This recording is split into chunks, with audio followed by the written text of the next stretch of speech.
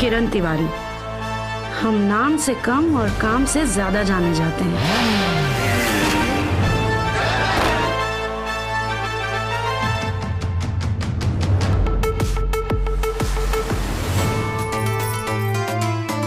तकलीफ देला के बाद जतावल गईल मोहब्बत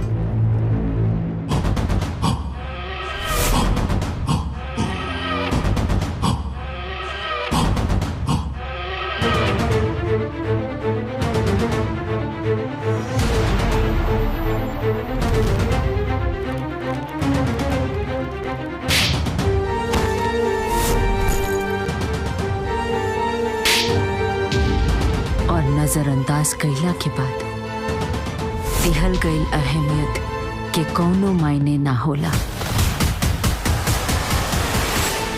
मायने हम बताएंगे मोहब्बत और अहमियत का। किरण तिवारी, सिटी एसपी, देवरिया सदर।